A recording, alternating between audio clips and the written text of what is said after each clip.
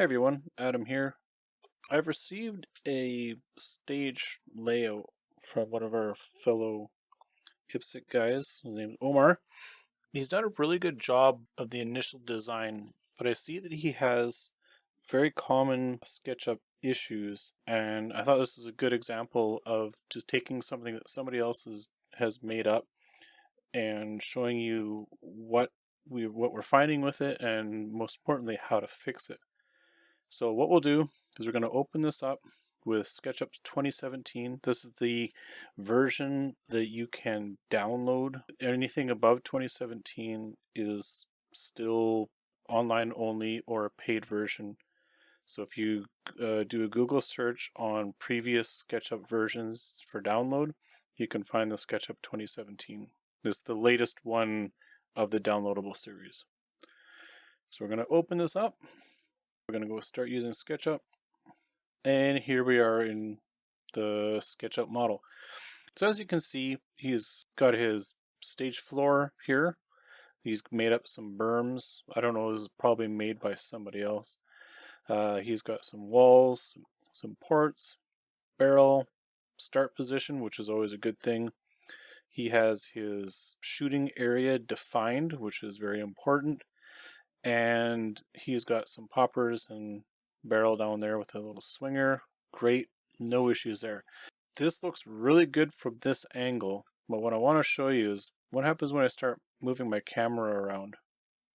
And if we look right here at this double static target and this barrel in particular, as well as this fault line, you start to see that we're sitting here in 3D space. You can see start position is hovering in the air. So everything in here is not necessarily aligned with the ground. Why is that an issue? Well, what happens if in my stage design, if I want to show this particular angle, you can see in here you're going to get potential confusion from people saying, well, these look like that they're directly in front of each other. You know, here this fault line isn't attached. So these are very common things that I don't want to say well-designed stage, but a very clean stage. Everything just looks right. This, you know, just kind of looks a little bit off. So what we're going to do is we're going to take a look at this in two different parts. First part is we're going to clean up the stage itself and get everything aligned properly.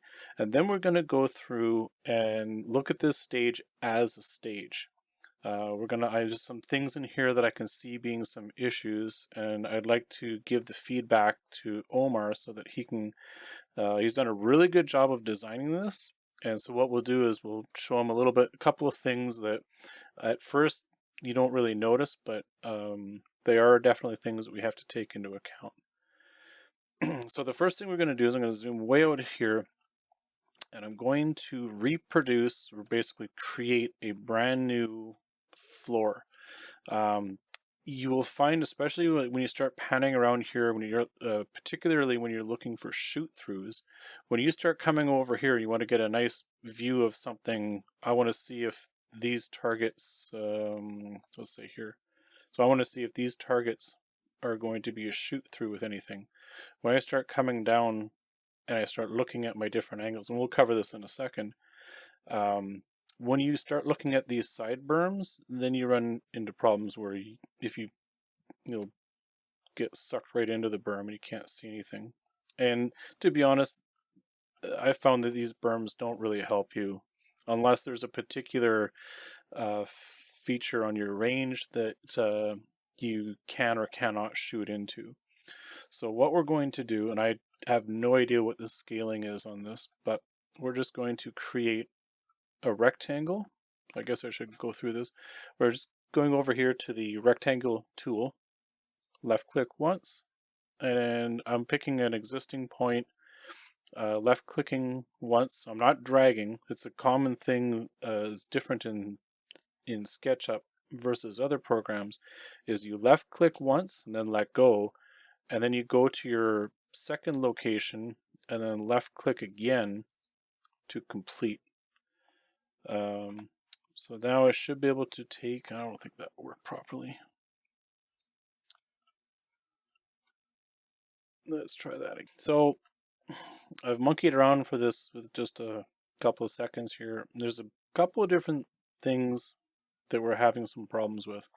First of all, when you create objects, you see in here where if I wanted to move this, for instance, it's moving only part of this. It's basically moving the face.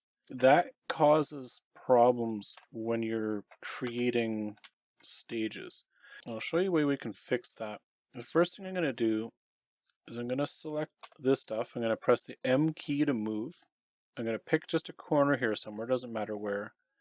I'm just going to move this off the side here. I'm going to make sure that see how I've got this the red line extending from where it came from. This tells me that I'm on this plane and I'm not up in the air, I'm not down on the floor. It stays exactly only on this plane, and that's going to be very important later on. Okay, so now what I'm going to do is I'm going to start selecting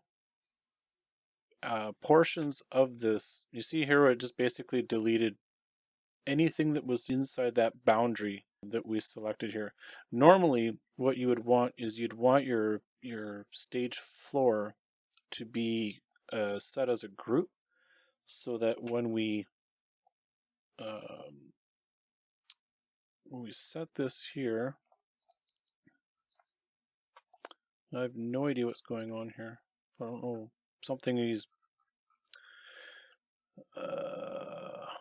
there might be a layering problem in here. So I'm just gonna cut our losses here. I'm gonna go to my dimension tool. I'm gonna just check this dimension. So I'm at, we'll just stay at 64 by, what's a big stage? 64 by 138. So we're going to come over and just create a rectangle, doesn't matter where, and we're going to type this down the bottom left hand corner where it says under dimensions. We're going to type 64 feet, comma, and I forgot what the other dimension was. That looks close enough. Okay, so now we have a rough, and like I said, we're not terribly concerned at this point about the specifics. So I'm just going to delete this.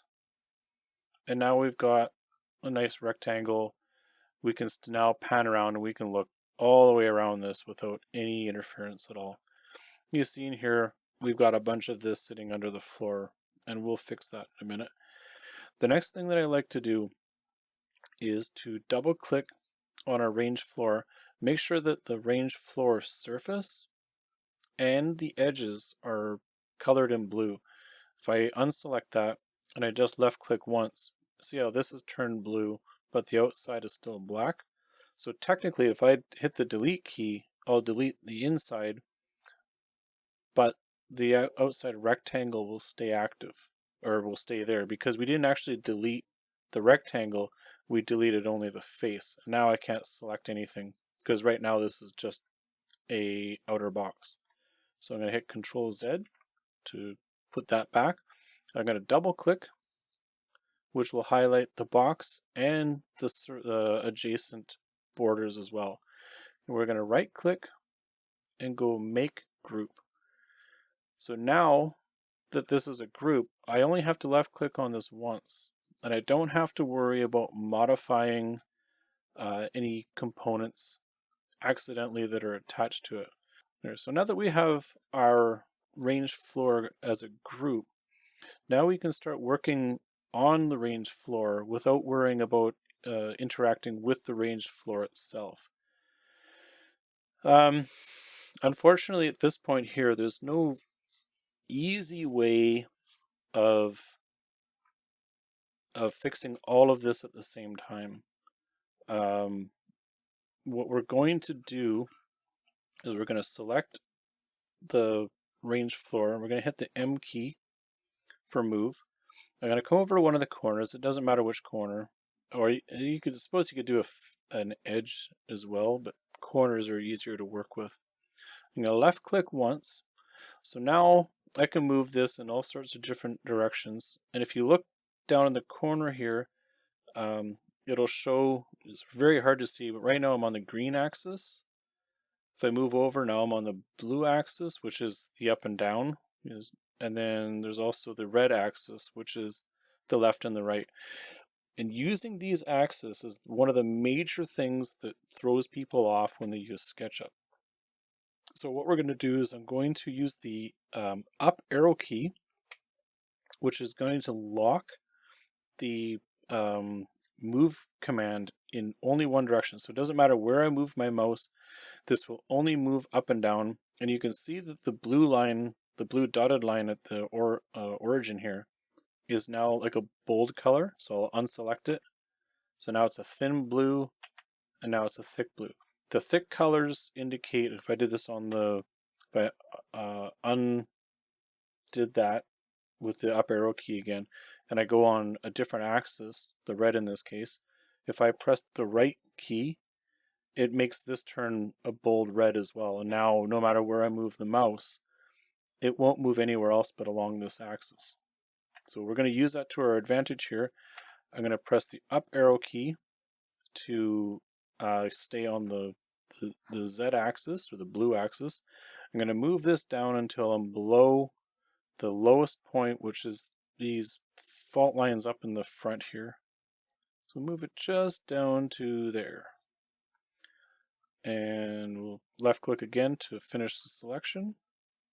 Okay, now what we're going to do is we're going to start, I like to start with the walls first. It appears that he's got most of the walls all on the same plane, more or less. So what I'm going to do is I'm going to hit the spacebar for select, and I'm just going to hold down the shift key, and you see the little plus minus button when I'm pushing it. Hold the shift key down, and I'm just going to continue to select all of the walls here.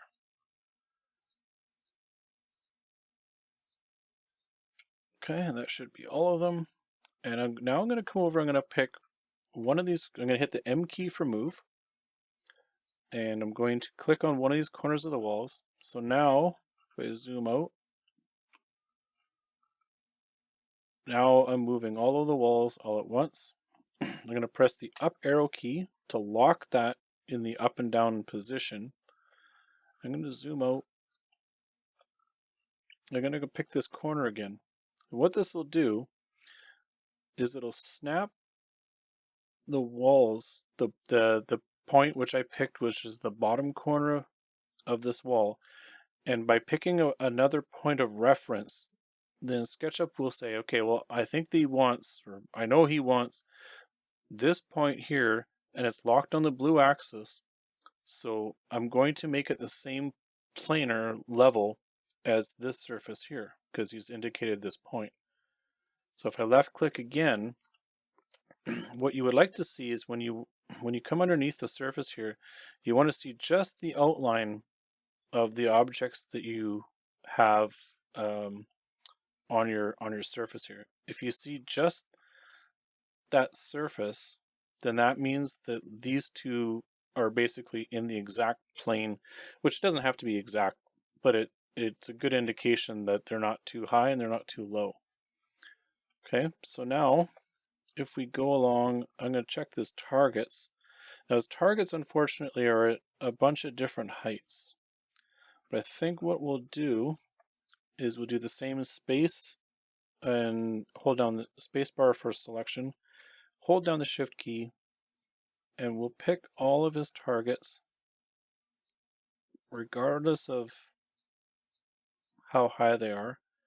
And we're going to do the exact same thing. I'm going to come over here to this corner. You have to remember that we want to catch the exact corner, this corner right here. If we grab this corner, then it'll snap this point to the ground. That means this portion will be underground, and we don't want that. So we're going to hit M for move. And if you're zooming in and out, by the way, if you zoom onto the object that is at the same focal distance as you're working with, it makes the zooming a little more, the ratio smoother. If I just move just beyond this, I'm onto the ranged floor. Now it thinks that I'm trying to zoom in relation to that surface back there. if that makes any sense. So we're going to pick this point here. We're going to make sure that we're locked on the up and down surface. And I hope I picked one of the corners of the targets. It's not going to push a whole bunch underground. Okay, so there you go. So we got the majority of them are touching the ground, and there's just, looks like there's a couple that are, these guys we're going to have to move up. That's okay. So spacebar, and we're going to pick those guys. Now, we have to come underneath in order to grab this corner. And we're going to go M for move, pick this point, press the up arrow to lock this in the blue position again. What we should be able to do now is pick any of these points, including these existing targets that are already level with the ground. I don't trust that actually. We can use this wall. This is now, these walls are now on the same plane as the range surface itself. So that fixed those. What else we got here? I don't know why this is something to do with the rendering of the previous version that he used. It's got the shadows in here. Unfortunately, I won't be able to fix that with the version that I have. I don't usually use shadows. It's extra taxing on your computer, and I find it doesn't really help a whole lot. So let's fix these guys here. M to move, pick that corner, click the up arrow to lock the blue position, direction I should say. And no, those ones are good. So basically what we're looking for here is we see that the whole footprint of the target stands are sitting flat on the ground. Being very, very proficient with moving the camera around, so you've got your orbit, which is by holding down the middle mouse button. If you hold down the shift key and use the middle mouse button, it pans or drags. You can basically hold down the shift key and then press and hold the middle mouse button as you click it. I don't know if you can hear it. Every time you click, you can just move it around. So we did orbit, pan, and to roll the middle mouse button is to zoom in and out. Getting familiar with those makes this job so much easier. Okay, he's got this target and this target appear to be at the same height. So let's M for move, pick this corner, up arrow to lock it in the blue direction, and we'll pick this corner, that lock those. Ooh. Looks like I didn't get this all the way. Not that this is just semantics. We don't really have to be this particular with it.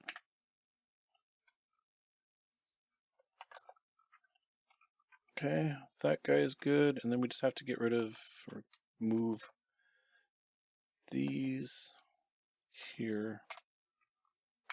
And by doing this, because he had these stages designed with that that view that he had, that very particular view where everything looked correct, we might find by making these adjustments, we're actually adjusting the positions of these targets. So we may end up having to come back and tweak the design. Put that there, up arrow, zoom out, pick this corner, and that should fix that. And then here are these barrels we gotta fix. Now with barrels being round, they still have, they're basically still made up of edges. So you can grab along this edge here, That's where the barrel actually intersects. So you can either pick this point or this point, etc., etc. So we'll just grab the front here.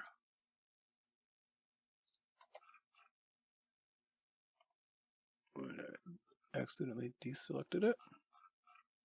Okay, so now it's moving around. We lock it in the blue direction, and then I can basically start, now we can start picking a lot of other points because they're all becoming referenced to the same surface as the range floor.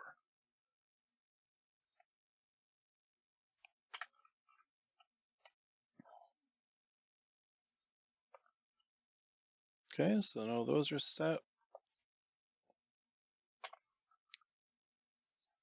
This is just a bunch of rinse and repeat. Now that's set on the ground. Now for the fault lines, what we're going to do with those, normally, if we wanted to move, say, this target, if I hit the M key, if I wanted to move this target in front of this wall here, I wouldn't just go from this point to here because there's no guarantee that I'm sitting on the same surface as the range. I could be like shooting up in the air, and from my angle it'll look correct, but when we come to a different angle, the same thing as these fault lines where the angle is misleading. So what we want to do is when we go to move it, we want to move it, it's a little bit more time consuming in steps, but the end result is you get what you are expecting. So what I want to do is I want to move this in one axis, which is the green axis, or it could go in the red. As soon as you start going through objects, it gets harder. So we're going to come this way and then come across. So we'll come forward. I'm going to click to finish my move. So now it's placed down, and I'm going to select it again. I'm going to move it over, and I want to move it past this fault line because you can see how it kind of jumps because it's assuming, oh, he wants to put this on top of the fault line, but we don't. We want to stay in the red plane and set it down in this orientation only. So now you get a guaranteed target sitting right on the ground every time. So I'm going to hit Control Z to move that back because we don't want to move that. So that's how you would move an object if it's just, you've got nothing to reference as far as points go. But for this fault line, we can actually hit the M key to move. I'm going to pick this bottom corner of the fault line. I'm going to left click once, and now I don't care where, what axis it's on, because I'm going to take that point that I selected, I'm going to move it down to this point right here, and it will snap right in place because it says, oh, he wants to put that point, that bottom corner of the fault line rectangle next to this corner of this wall, and it just says okay. So then it uses what's called snapping. So now from here I can select this fault line, hit M to move, pick this point, and just move it down to this point, and it will just snap into place. This here is an extra piece. We're going to delete that, and it's going to cause us some, I can see we're going to run into some space problems, but we can fix that too. For now, we're just going to move all of these down and get them so that they're on the same plane. It'll give us a fighting chance.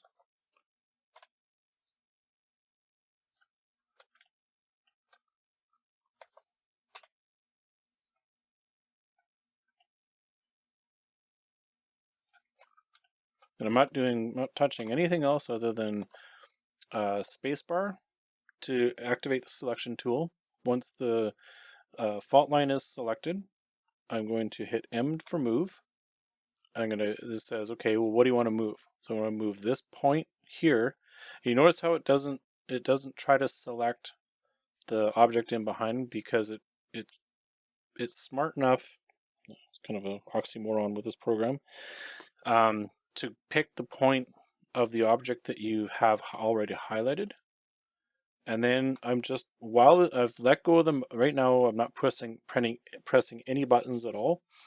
But what I am going to do is I'm going to move the mouse over to this side of my screen, and I'm going to hold down the shift key and the middle mouse button, and that allows me to drag the screen over to where I want.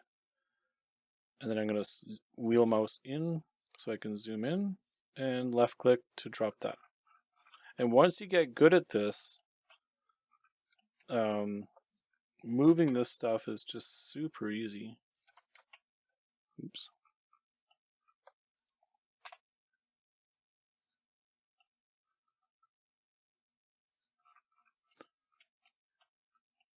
Okay, so now we run into this situation we were saying before. In hindsight, it actually looks like our spacing is good here. Good practice is, if we go over here to our dimension tool, we measure this. It'll let me. So we're at it's just shy of 3 feet. You basically want to make sure that you have a minimum of 3 feet for shooters. It's a good minimum distance for being able to maneuver around things. More space is usually better, but this will do. So now we have a problem where we've got a full fault line and it's too long for what we want. If you were making a material list, this is what you would need to do. But all we're trying to do is trying to create a pictorial of a stage design. So it doesn't have to be, these fault lines do not have to be exactly the same, the right size as far as length goes. You do want to keep everything, like you can scale some of these objects, but assuming you already have these walls built in real life, you don't want to change the size of them, because what you design here, if it doesn't match what your range physically has, then you're going to have problems when you go to build this. And yes, I see that these are still floating. We'll worry about that later. So what we're going to do is we're going to do something called scaling. So we're going to spacebar and select this object, and I'm going to hit the S key for scale, which is this key right here, a little arrow, the scale button, and when it ends up putting these little green dots all over the place. So depending on which green dot you grab, you'll scale in different directions. Like if I grab this top edge one, it's trying to it's scaling in only one direction. I'm going to hit escape. If I grab this corner, it will scale uniformly, but you can see how it's making, now we're making toothpicks instead of fault lines. We hit escape again. If I grab this this center one, it will scale only along this face. So it's basically, it'd be the equivalent of cutting this wood. Everything stays exactly in the same scale in the other two dimensions, but it just makes the length shorter.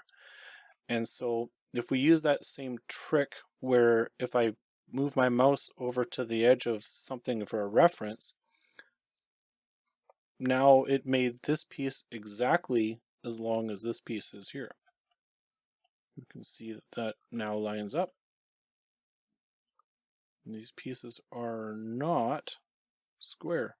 It's cute. We'll hit S to scale here. I'm going to grab that middle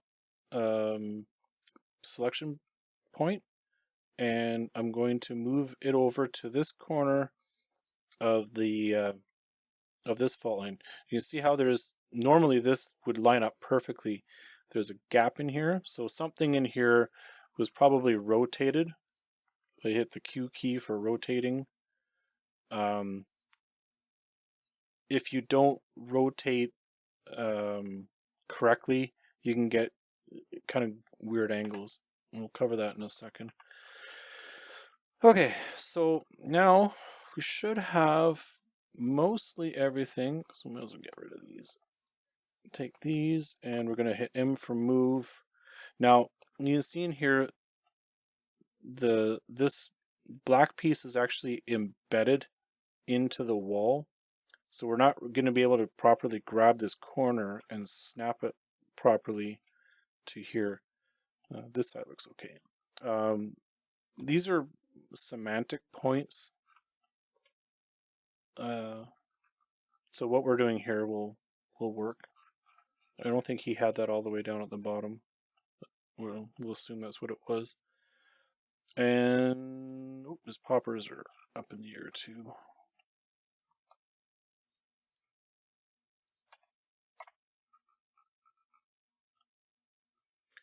Grab. You notice you cannot grab the reason why this rectangle, the bounding rectangle, is wider than this is. It's because this head here is wider than this edge, so the bounding box is whatever the largest dimension on any surface is. So when we grab these corners, we'll only be able to grab the corner of the object, not the bounding box. So if I grab this corner and press the up arrow again, we'll zoom out to here. And that should put everything should now be on the floor. Great.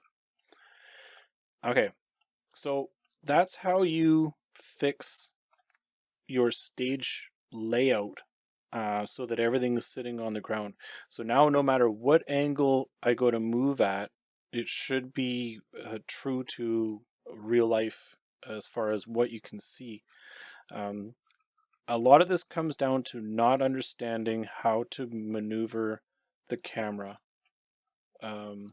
Those three things, zoom, pan, and orbit, is absolutely crucial for making your stages.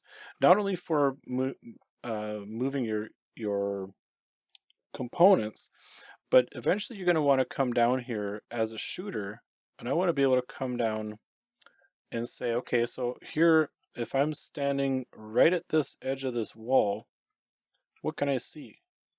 Okay, so here I am. I'm now leaning. I can see. I'll be able to see the swinger, but what else can I see?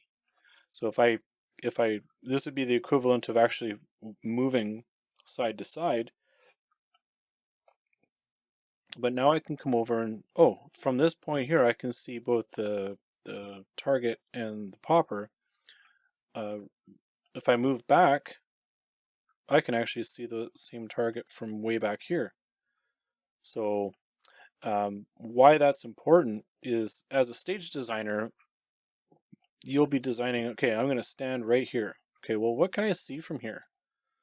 So I can see, it's hard to orbit in place, but the closer if I move my cursor way out here, it uses that point as an axis for rotating.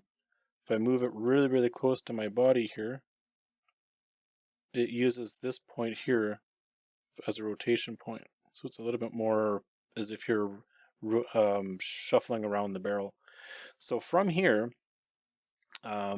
if I can see this one target, so as a stage designer, I can see, with a little bit of a lean, I can see that. So that's 2 shots, 4 shots,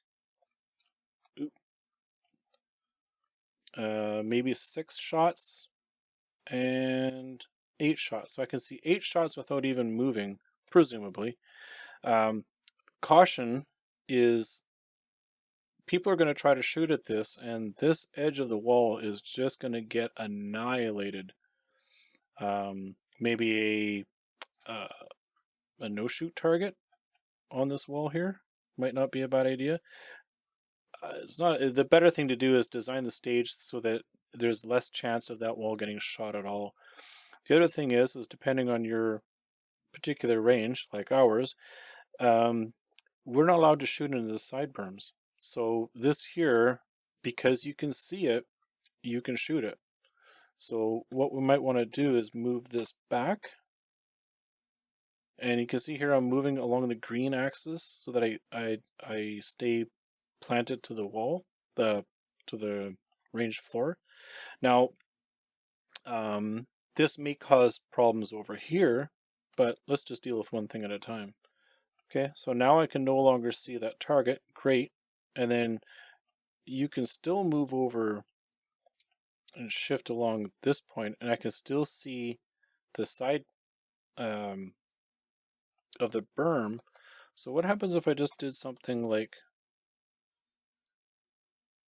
let's put a barrel here.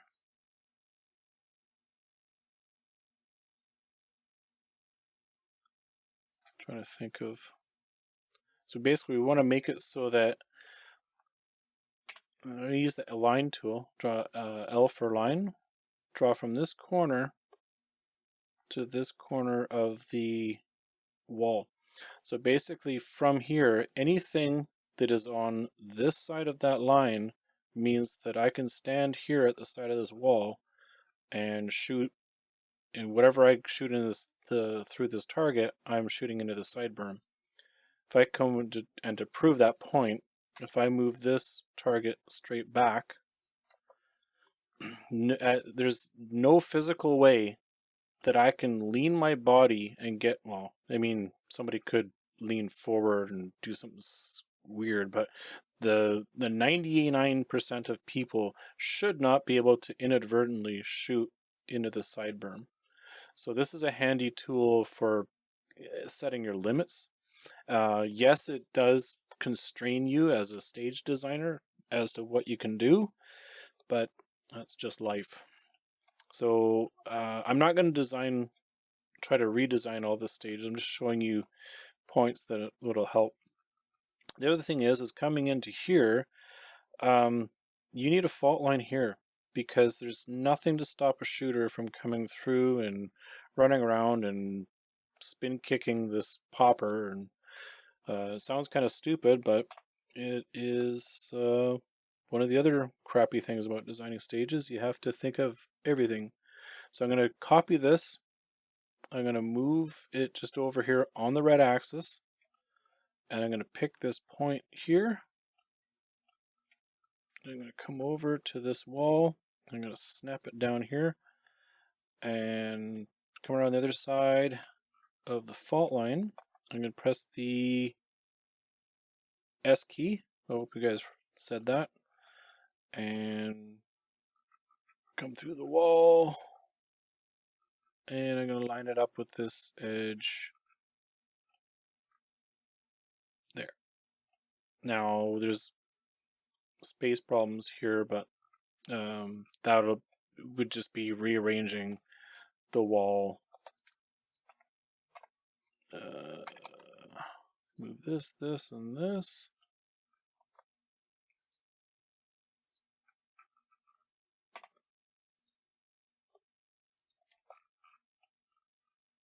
And that means I have to move all this, but you get the point.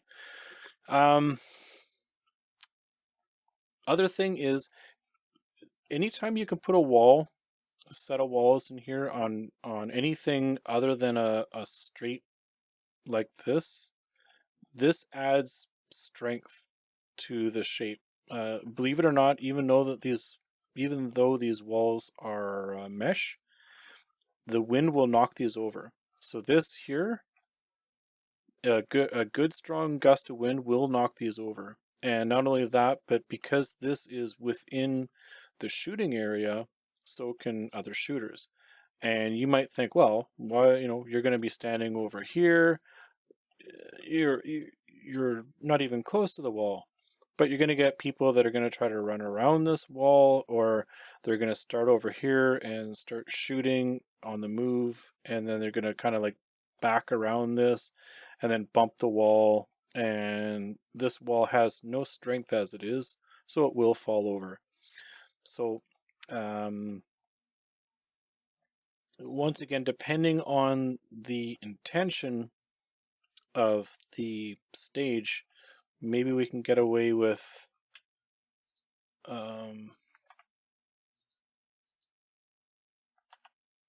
Come on. Nothing here is...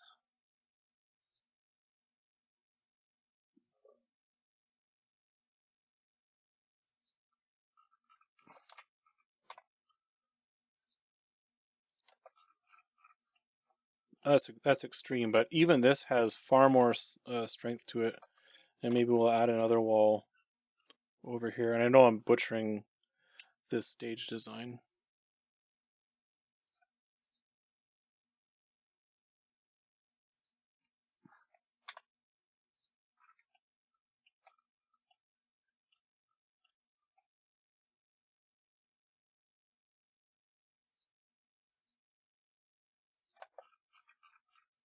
So that there has a ton more strength.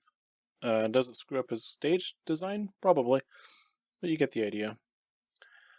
Same thing, we can add a line. And you wouldn't leave this line in here for the final copy, but it certainly helps you decide what it is you can and cannot shoot at. The other thing is, if I come down here, you can see that the popper here from this port is directly behind these targets here. If this had been a non-IPSC match, you could probably get away with it and specify something in the rules or the stage briefing. But in this case here, this wouldn't fly. So you'd have to maybe, if we look at the worst case where if we draw another line from here to here, as long as if I'm on this side of the line, then that means that I can stand at the left side of this wall, engage the target, and sure enough, I'm into the side berm. But as long as I stay, I'm going to find my green axis, which is when I'm heading straight back, green. So that keeps my target, flat on the range surface. So now from this edge here to the worst edge of this target, I still cannot shoot that side berm. You'd have to do something about the popper. The other thing, we're looking at things left to right, like are you shooting into the side berm? The other thing is if you are as tall as this wall, if I'm engaging this target, I'm shooting right into the ground. So this one isn't as bad. So and then the closer the target is coming up towards you, the worse that angle is. The farther back you go, I'll exaggerate this so it makes it easier to see. So that target there, if I'm way back here, see, like if I'm a shorter person or a taller person, this is pivoting around that target. You see, even if my head is taller than this wall, I'm still not into the ground. And if I'm short, then the angle is not that much different. So the farther you can keep your targets back against the back berm, the easier it is to prevent ground impact. And yeah, the other thing we can do, this is kind of more of an advanced thing, is there's a text tool here, and it's the same text tool that you would have used to make the X's, but you can draw on here. I have mine hotkeyed to W. We're just going to call this P1. And we're going to place it on the ground. And we're going to use our rotate tool. I'm going to pick this guy up and spin him around. And then we're going to hit the M key. And once again, locking the blue axis,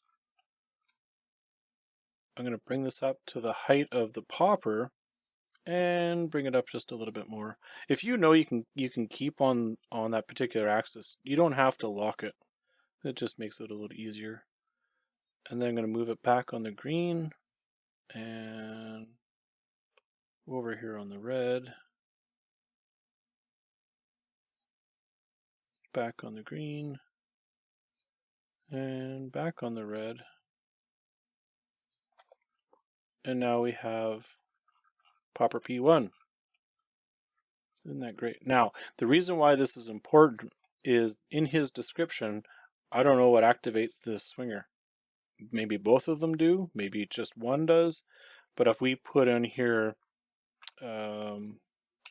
popper P1 activates swinger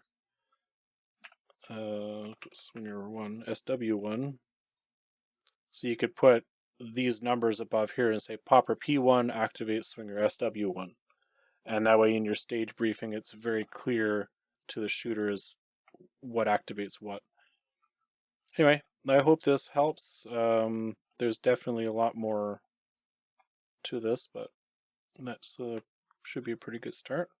All right, thanks a lot.